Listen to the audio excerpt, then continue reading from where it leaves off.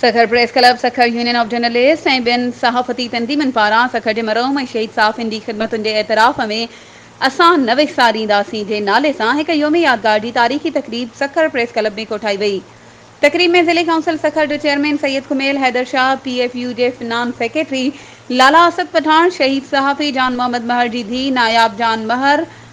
गमस्टे director doctor Rahim Bakhsh Bhatti, town committee chairman Tariq Chauhan, Ghulam Murtaza Ghangro, Sukkur chamber जो सदर ख़ालिद काकेसई, अगणो सदर Aamir Ghauri, cable operators association जो चेयरमैन इरफान अहमद खोसो,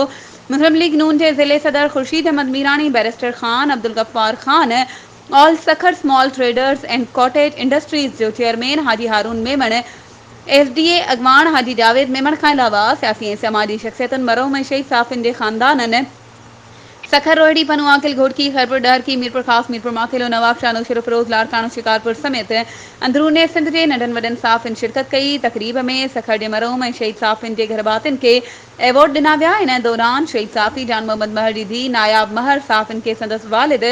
शहीद जान मोहम्मद महर जो ज़िक्र कंदे सवाल उथारियो त बिलावल भुट्टो ऐं आसवा भुट्टो वज़ीर आला वज़ीर घर पहुता ऐं यकीन ॾियारियो त कातिल जल्द गिरफ़्तार कया वेंदा, पर कातिल अञा ताईं ॿाहिरि गिरफ़्तार छो न थिया आहिनि।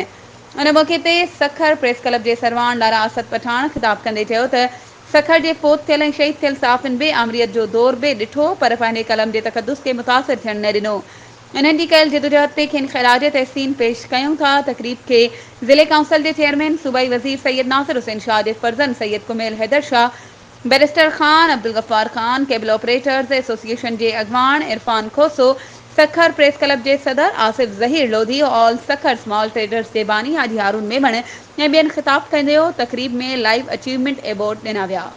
वधीक ख़बरुनि ऐं अपडेट्स जे लाइ असांजे चैनल खे सब्सक्राइब कयो ऐं हा, बेल आइकन खे प्रेस करणु न विसारिजो त जीअं असांजी हर नई अचण वारी वीडियो तव्हां ताईं पहुचे।